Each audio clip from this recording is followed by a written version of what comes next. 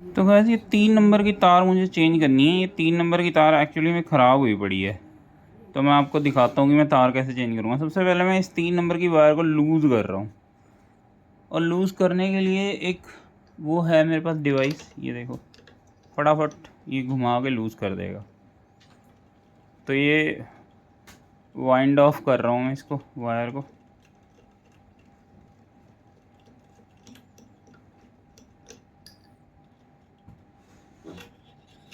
तो अब हम इसको उतारेंगे वायर को यहाँ से।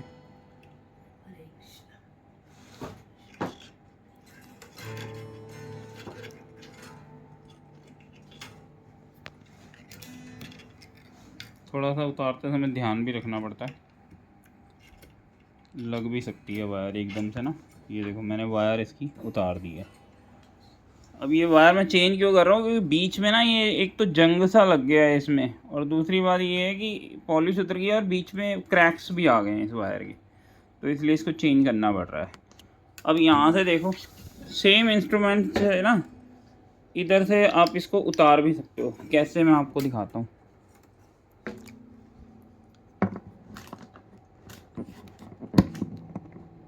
ये देखो, उतार दिया ना इसने। तो ये बड़ा काम का इंस्ट्रूमेंट होता है ये, वाइंडिंग की, गिटार की। ठीक है, अब इसको हम क्या करेंगे, ऐसे तो हम नहीं निकाल सकते क्योंकि इसमें आपको पता है ना वो अटकता है, तो हम इसको अंदर डालेंगे और अंदर से खींच के बाहर निकालेंगे। तो पहले मैं वायर निकाल लेता हूँ। अब ये देखिए मेरे पास वायर के सेट्स पड़े हुए हैं अलग अलग। ये क्लासिकल गिटार की वायर है, और ये नायलॉन स्ट्रिंग, ये भी यूकुलेले की हैं। ये भी क्लासिकल गिटार की वायर हैं। तो वायर शायद वो किसी दूसरी जगह पे पड़ी हैं, मैं उसको ढूंढता हूँ, क्योंकि हमें क्लासिकल नहीं चाहिए, हमें एकॉस्टिक चाहिए।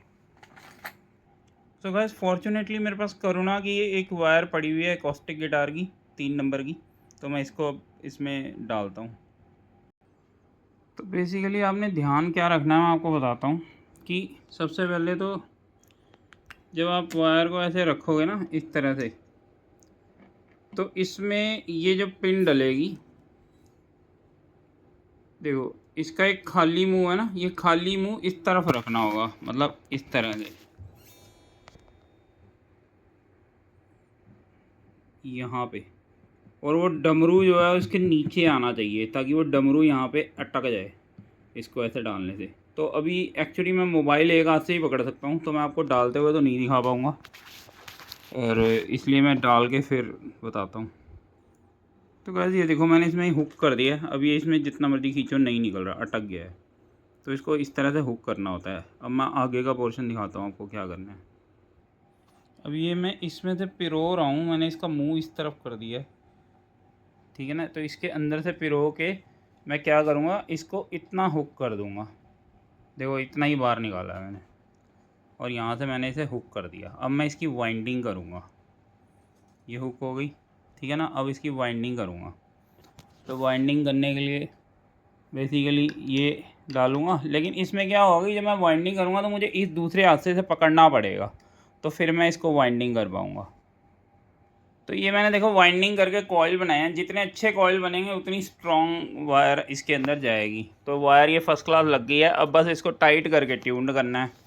तो इसको टाइट करने का काम शुरू कर देते हैं। वो पकड़ना पड़ेगा, तो मैं आपको ट्यून्ड करके फिर दिखाता हूँ। तो गाइस ये ऑलमोस्ट ट्यून्ड हो गई है।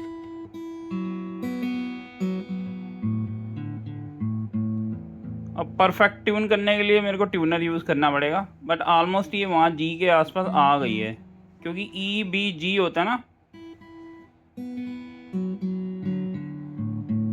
तो ऑलमोस्ट अप्रॉक्सीमेटली आप जितना कानों से ला सकते हो ले आओ। अब परफेक्टली ट्यून करने के लिए आपको ट्यूनर ऑन करना पड़ेगा। और यहाँ से देखो ये फर्स्ट क्लास लग गई है। इसके अंदर अटकनी भी चाहिए, ये ध्यान ज़रूर रखना वायर लगाते हुए। तो गाइस मैं संजीव बब्बर हूँ, म्यूज़िक टीचर, गिटार टीचर हूँ। ऑनलाइन क्लासेस लेता हूँ, यूकुलेले भी सिखाता हूँ, पियानो वगैरह और हारमोनियम वगैरह भी सिखाता हूँ। अगर आपने क्लासेस लेनी हो तो डीएम।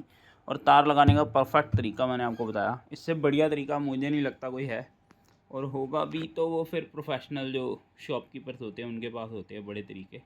बट फ़िलहाल घर में लगाने के लिए ठीक है। और इसको आप वायर कटर से काट सकते हैं। ठीक है ना, इसको अच्छी तरह से यहाँ से कोने से काट देना और फिर मोड़ देना। Okay guys, take care.